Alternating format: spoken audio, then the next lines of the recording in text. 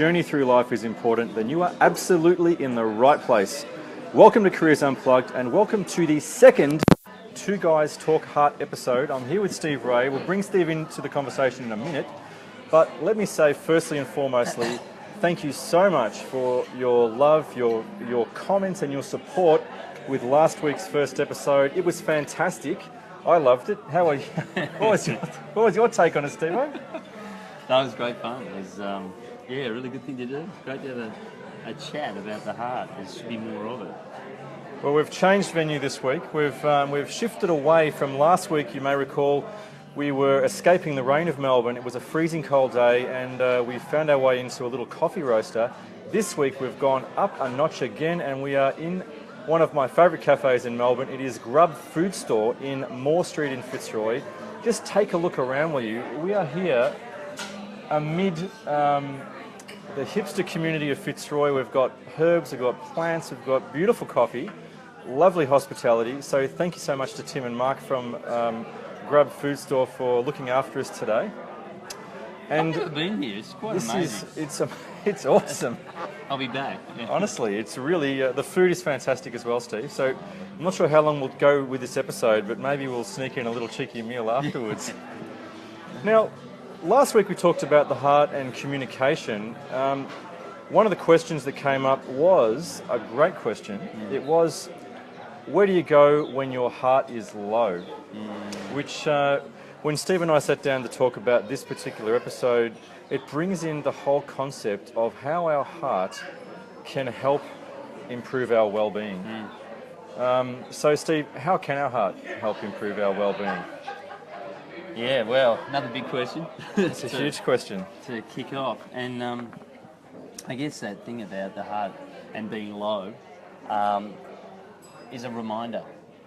Yeah. Are we connected to our heart? And if we're not used to it, we're not going to necessarily know. So maybe it's a good opportunity just to, because we talked a lot last week about being connected to the heart and the values of that, and that had a lot of resonance, but we didn't kind of give any tips on how you can do that. And it's very simple because it's not something that we can actually do in a sense. We can't open our heart. All we can do is have that kind of willingness, that openness to allow it to happen. And that's the kind of mysterious thing that this heart opening is. So maybe, Steve, we'll get Steve to talk us through perhaps some techniques that might be useful. Bearing in mind, if you're actually listening to this whilst you're driving, you might want to pull over and take a note of of what to do and do it again at home when you get home later.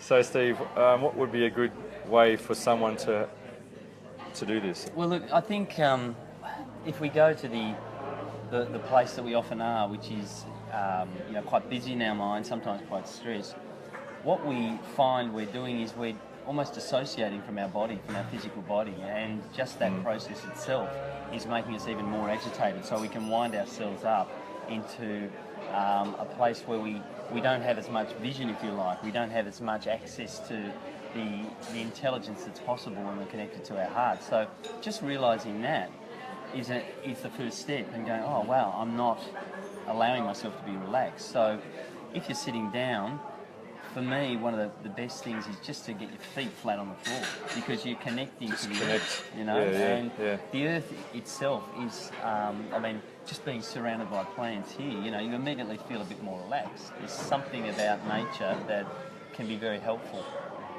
for that connection. And then, maybe a couple of breaths, because often we're holding our breaths, where we don't realise we've got a low level of stress happening. So when you talk about that low level of stress, I can certainly identify that with that. If I reflect all the way through, my 20s and 30s in particular, there was such a busyness in my life that it was like I was bracing, ready to take action all the time. So even when I was relaxed, if I look back now at what I now know, relaxed and what it means, and what it feels like, it's so different to what for me was relaxing. Even back in those days, I would relax by doing. I'd watch a movie, for example, right? I couldn't just relax. Yeah. It's a really good thing you say, because when we realise what we're doing here, we're trying to work against like a million years of human evolution, where we've been in a kind of survival mode. This is a fight-flight paradigm that we are emerging from. And that fight-flight paradigm sees us always at some level of readiness to escape danger or some kind of threat.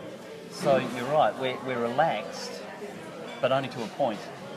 And we can relax so much more. This is what the heart allows us to do. When we connect to our heart better, we actually can go into very deep places of relaxation we've never experienced before. Can we come back to that later, maybe, about why the heart can help in that way? Because I think that's something that would be really great to talk about, but I just wanted to put a little pinprick in that one and let you keep going. Keep doing the process. Well, once you've just, you're noticing your breath, you kind of got your feet flat on the ground. Another very helpful thing to do is to put your hand at that place. Of your microphone? Yeah, where the microphone isn't. Which is, the centre of our feeling. And we talked a little bit about this last time, that often you see people who they will put their hand there when they're connecting to something that's kind of heartfelt. So this is a natural thing we're doing here.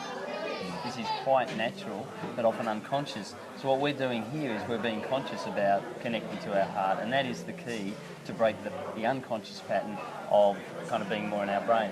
So if we put our hand on our heart, it can just be even a couple of fingers, and closing your eyes is quite helpful to allow all the distraction that is fed in through our eyes to kind of drop away.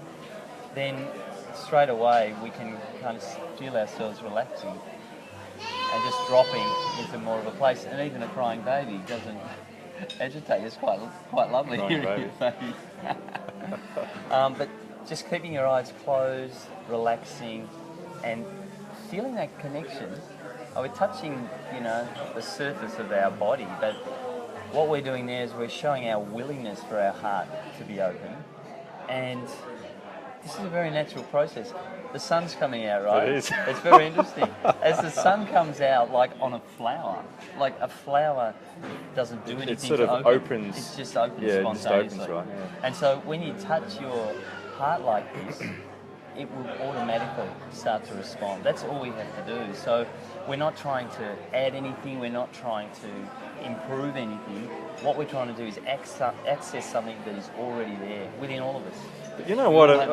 During the week, so Steve and I had a conversation getting ready for this episode, and Steve is a professional facilitator and someone who is brought in to some of the trickiest team situations because he is an exceptional facilitator. Let's just hold the. If you didn't see last week's episode about communicating with the heart, then maybe go find it on one of our pages. But this week during a facilitation, Steve, you can tell the story, but you came in from a break to find that one of the people was just sitting there doing exactly what you just shared. Yeah, it was quite amazing actually. We had done a bit of grounding at the beginning of the day, just a kind of a centering. I do centering with groups. Okay. And this had so appealed to this person, like they clearly felt it, that as I was kind of organising to just get the next part of the day going, I looked across to my left and this woman was sitting there, upright in the chair, hand here, and she was just out on the group, like the group was all there. She had absolutely no kind of self-consciousness about it. Yeah. And I looked and I said, what are you? She goes, yeah, I'm just connecting with my heart. That's such a good feeling. Oh, it's really good. I can really feel myself connected all the way through my body, and I can feel my connection to the earth. I said, that's fantastic. Now, that, I guess, goes to this thing about this is very natural. It's almost like it's a forgotten part of what it means to be a human, to be connected to your heart. Yeah. And this is what is so exciting as we see more and more people kind of speaking like this. We're starting to understand that it's been the domination of the mind and the brain which comes in particularly in situations where we're highly stressed. Our mind will go into full active mode. and it will kind of be thinking about all the things that it needs to do to deal with whatever stressful thing is in front of it. And that, unfortunately, has a negative impact on our heart, because it's like we're turning away from the wisdom of the heart, going for the brain. But the brain is also fueled by a lot of emotion, you know, the emotion of anger and frustration, or you know, whatever.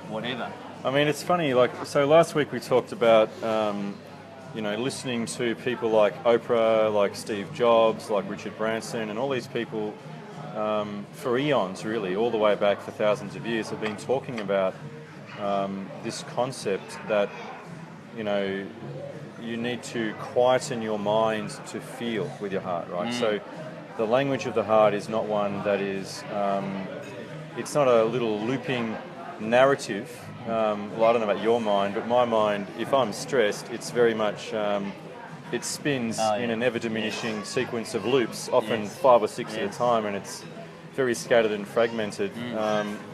But actually, the heart communicates in a different way, and it's through that feeling. And even as you were sort of, you know, giving us some guidance there about how we could do that, of sitting straight and still and touching and relaxing, you know, my heart's feeling was just sort of expanding and growing, right? And I could feel at the same time also that my mind was becoming quieter, right? Now this is a really interesting thing. This is really interesting. So, so earlier I put a little pinprick sort of in this direction, and it was in that I guess I was wanting to come back to how is it, or why is it, that our heart could help our feelings, our happiness, our well-being, you know, this sort of stuff. And I sort of feel we're heading in this way a little bit. Did you want to talk a little bit about that, perhaps, and what's actually really going on, you know? With our heart.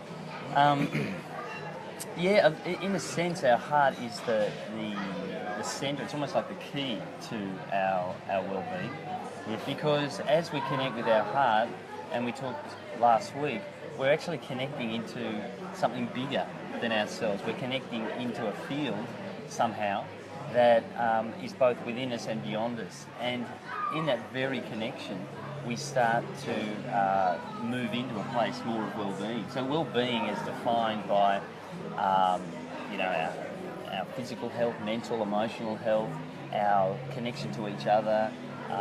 We hear a lot about the importance of community. When people become isolated, how much that can just, it doesn't matter if they're in great physical shape, it somehow is, you know, strangling us at that deeper level of what we need, you know, that we have within us. And we feel this through our heart, you know, we have that longing to belong. And to me, that goes to the heart of this well-being question. And everything flows out from that. So our physical health, our mental health, our emotional health, they flow out from that connection point.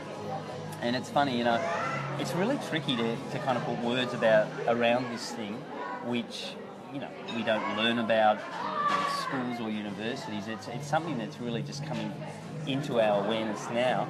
But I was reading a beautiful poem from Rumi during the week, and I thought that really says it quite beautifully. You know, he talks about, he says in this poem, beyond ideas of wrongdoing and right doing, there is a field, and I'll meet you there. Really? Yeah. That's beautiful. And he goes on and says, when the soul lies down in this grass, the world is too full to talk about. Ideas, language, even each other don't make any sense. So he's talking about the heart. What happens when we connect to the heart? Our reality changes. You know, we move out of, I'm right, I have an opinion, what do you think? You have a different opinion, I'm not going to agree with you because I have this opinion. And we move into this place where we kind of can let go of that kind of thing, and we can find better connection. And that to me is the kind of the bigger picture of our well-being. I mean, I often think about well-being, you know, talking to people about wellness, and the question I like to always ask is, you know, so what's wellness, right? And people will start up floating up balloons about, well, there's fitness, physical wellness, there's nutrition as an ingredient to wellness, right? And inevitably the conversation will get to somewhere around there's physical, there's mental, there's emotional, and there's spiritual elements to it. Yeah. But really, for me, it's that being component that is the most powerful, because, as we know from countless, scientific research, from psychologists, from all sorts of people, it doesn't matter how much you invest in your physical self, right, in your nutrition, in your movement, which are all important. If you are surrounding yourself in a toxic environment, or if you're within a toxic environment, if you are not able to find strategies to deal with that, then eventually that will cause problems for you. Now, probably worth going into that a little bit more from the heart's perspective.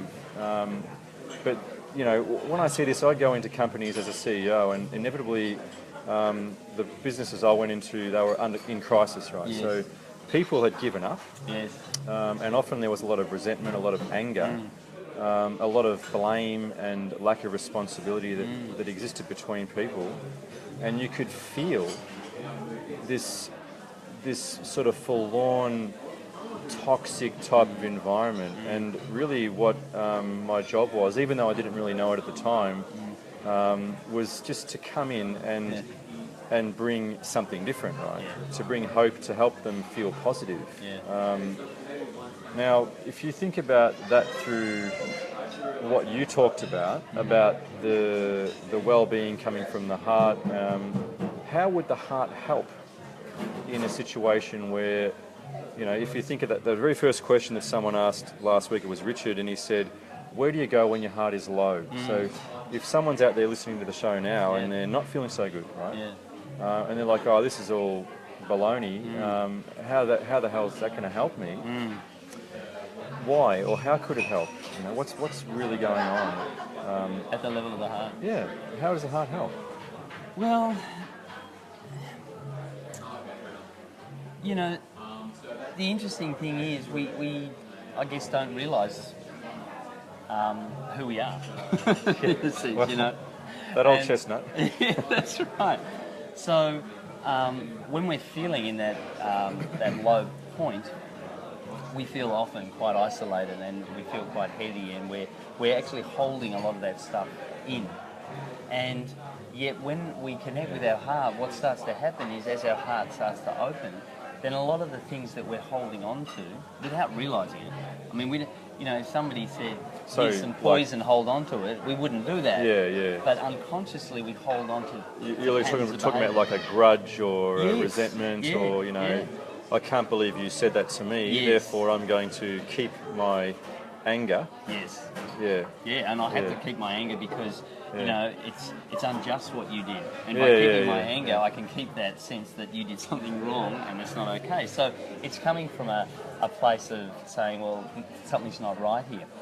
But when we realise that actually all we're doing is we're creating a toxic environment within ourselves, then we can say, oh, well, I need to let that go. I need to let that go for myself. I need to let that go for my relationship with other people.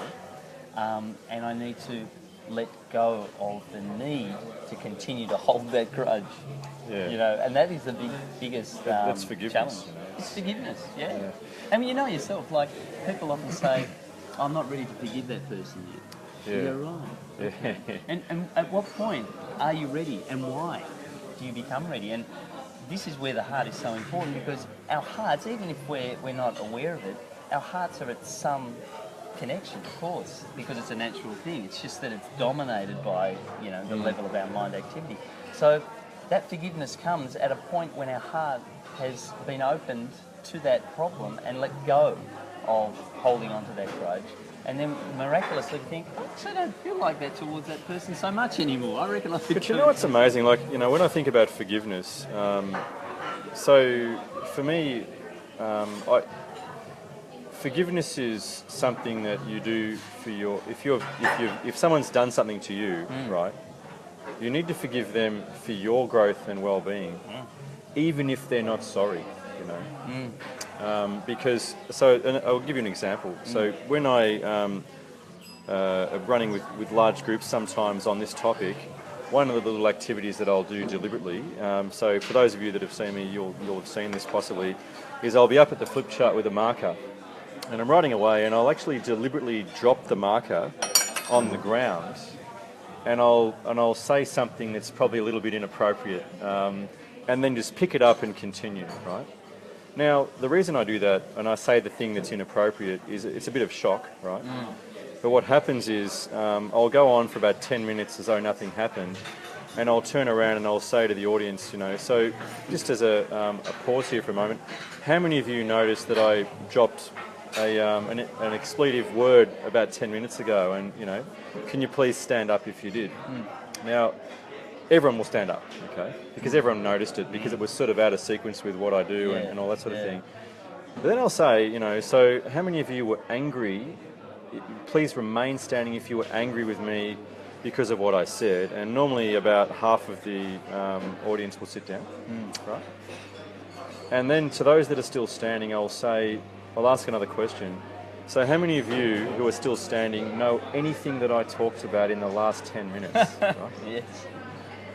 And basically, the point is, and then I'll sort of make the observation that that's why you need to forgive me, right? I'm not apologising for what I said, but by not forgiving me, you know, you've paid money to come to this event, and you've missed 10 minutes of really valuable information because you can't let go of something. Yet I'm the idiot, you know. Yeah. You're being a victim by not forgiving me. So, you know, from a heart perspective, you know, I guess the heart can help with forgiveness because for me what it does is, and the classic example I guess was when I started my journey of the heart, shortly after that, a business partner that I had been working with, recognising that I was at a very fragile low point in my life, I just had to close a business, lost a lot of money, and was on the rebound and had created a business with this guy, right? He realised that I didn't have much financial strength, so he stole the business and transferred a very significant number of clients and revenue into a new business, knowing that I didn't have any capacity financially to fight that legally. Now, this was actually a turning point for me with my awareness about the heart, because had that happened even 6 months earlier, or a year earlier, I would have become utterly attached to the injustice, to the anger, and instead, what I did was I got up in the morning and I did things quite similar to what you were guiding and sharing about earlier, and I just connected with my heart, and I allowed the feelings of anger to be overwhelmed by positive, joyful feelings that were radiating from my heart. Okay, things that you taught me actually, Steve. So now the incredible thing that came out of that was that within only, so this was around the start of November, so I rang this guy before Christmas of that year, this is 7 years ago now, and said, you know, I'm just ringing to let you know that I forgive you, you know. And I felt no anger or hostility, you know, really, like there was probably a little bit still there, you know, to be honest, but I could ring this person without any hard feelings, when they'd really, I guess, looking at it, caused an immense amount of hardship for our family. He wasn't able to receive that apology. He sort of goes, I'll call you back, and hung up on me, and he's never called back. I haven't seen him again. That's a beautiful story. It's fantastic, and I mean the freedom, I guess the relief that you would have felt with such that. relief. But also, it's almost like you're letting yourself out of a prison that you would have created for yourself by holding on to that. And I think this is the thing about the heart for me, is that it just gives you incredible freedom because you can stop holding on to things that don't serve your well-being, your health and well-being. And it's fascinating because when you've had the experience of letting go, you think, how could I have ever done it differently? Yeah, it's seriously. like you have to have had the experience of doing it a different way to realise it, because it's new. We've been so scripted to this other way of doing things, which is coming from a very kind of separate survival way, and we're moving into this new paradigm where we do a kind of a counterintuitive thing in a sense and say, I'm going to try and forgive that person. Well, straight away, the brain says, you're not. You will not forgive that person. So the only way you can do it is let your heart be connected, because we don't do the forgiveness. You want another coffee? I'm right, actually.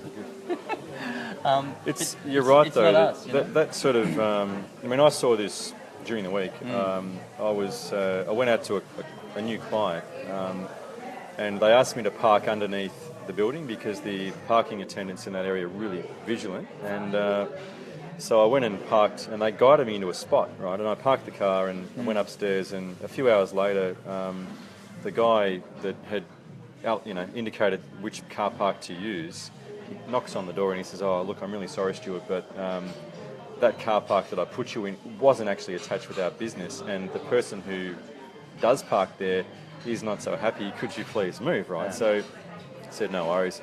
So I go downstairs to my vehicle, and my car had been blocked in by this aggrieved person.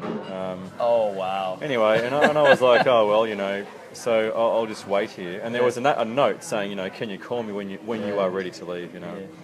No worries. So as I'm getting my phone out to call him, he emerges, and he was angry, And the thing was, it was a weird thing, because what I saw was like this guy was probably my age, 21. Sorry, that's 46. But I saw a guy who was role-playing something, a pattern of behaviour, and I saw a guy who was maybe 8 or 10, right? Storm out of the car park door with petulance and anger, and it was almost like he felt the need to be angry because of the wrongdoing that I had, and therefore he was sulking, right? And I was trying to communicate my apology, and for the inconvenience, but he wasn't even allowing me to look. He wouldn't even look at me, right? No. And he storms off to his car and he slams the door, and this whole role play happened, and I was. It was incredible. It was incredible, Look, and it shows how deep that scripting is within us, because there's a part of us that absolutely wants to make that other person feel bad, right? Yeah. Because of what has happened to you. Yeah. We don't have the awareness that process of making a person feel bad comes at a huge cost, personal cost, because the only way you can make that person feel bad is by you feeling terrible. Because then that's confirmation of feeling bad. It's a crazy thing. And when we become aware of that, then the reminder is, as we feel that kind of grudge or whatever coming up, we say, that is not serving me or that person in any way. And so, we learn straight away that, well, I can't not, at the moment I don't want to forgive him, so I better just connect with my heart. I need to do that because I can feel all this stuff building up inside me. And as you described before, as soon as you do that and you just pause and you're breathing, which is fueled by all the adrenaline and whatever, all that fight-flight response, as soon as you do that, then it starts to melt away, right? You can feel this beautiful gentleness begin, and all of that stuff that was sitting there in your heart, ready to be kind of, held on to, just, it goes. We can't actually hold on to it when we're connected to our heart. That's the. But this is fascinating, actually. So for me, we talk about this in the Bridging the Heart and Mind courses. Yeah.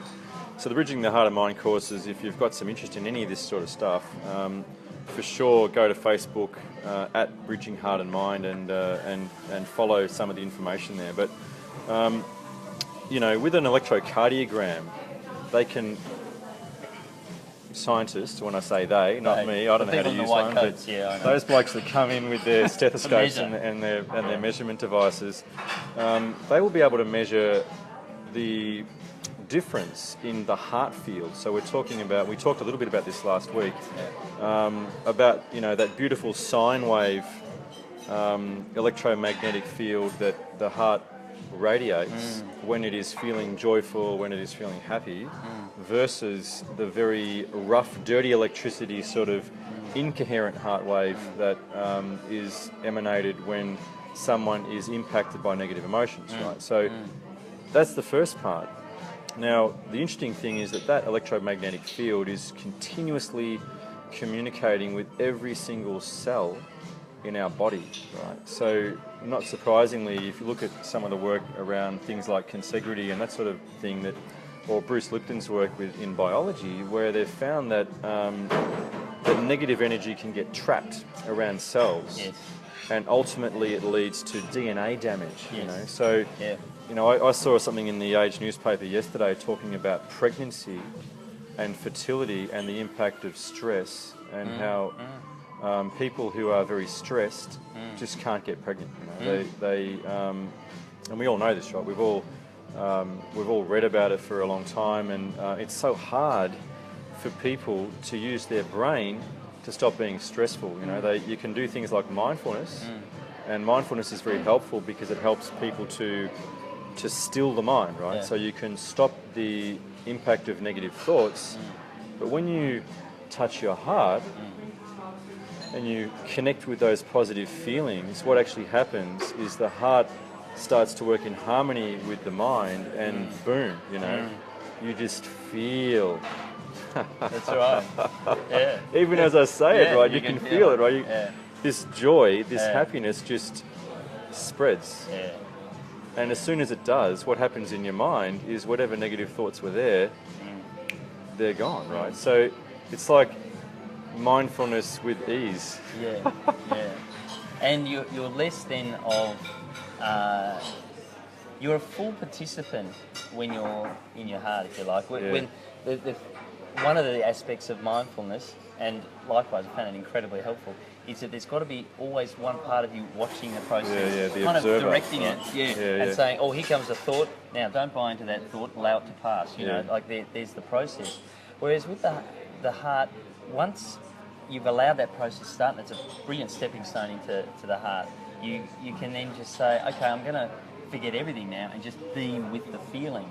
Because, like you say, once you're in that feeling centre, the thoughts will be taken care of. You don't have to direct traffic, so to speak. No, that's right. It will just start to happen. I guess it's a process. So people, if you start doing this process, one of the things you might discover actually early on is actually quite a bit of resistance. Yeah. Because the interesting thing is we've got all these parts of us that are so comfortable with being in pain, so comfortable with being in the fight or flight, because that's what they remember. That those parts of us remember that. And so to then be trying to change things, if you like, by saying, it's okay, just relax. There's a whole lot of us saying, this is not okay to relax. Do you realise the only reason you're here through millions of years is because I was there to look after you when things could go wrong. What if they go wrong right now? So that's what's happening, because that beautiful feeling is touching all of those cells, including those aspects of our being that want to actually hold on to that. So it's a process. It takes time for that trust to build within our whole being. Yeah, look, it is a process, and I guess early on for me, I guess there was a bit of hope, before it became trust.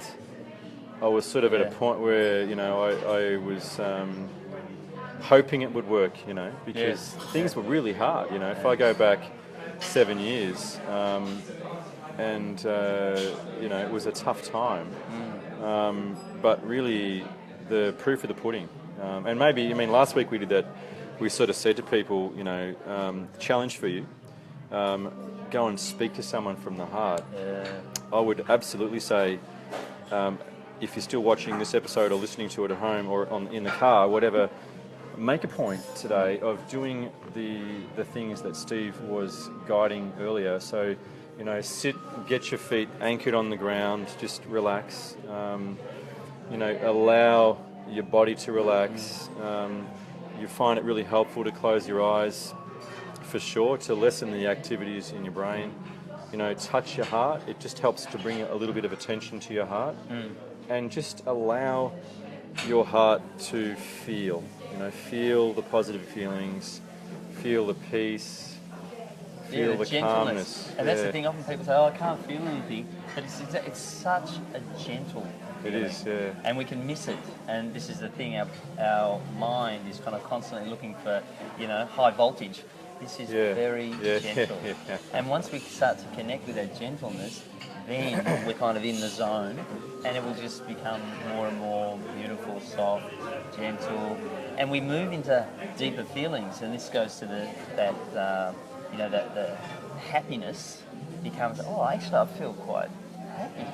That's strange. There's nothing to make me happy, but these beautiful feelings are inside us, and when our heart starts to open more, we can go even deeper into those feelings.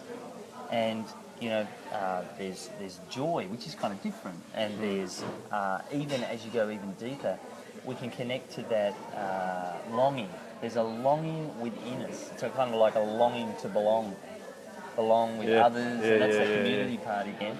We feel that, and we've all experienced that. So when I say longing, people go, "Oh, I know that," because we've all had moments in our lives where we remember that connection, whatever it was, that we might call them peak moments.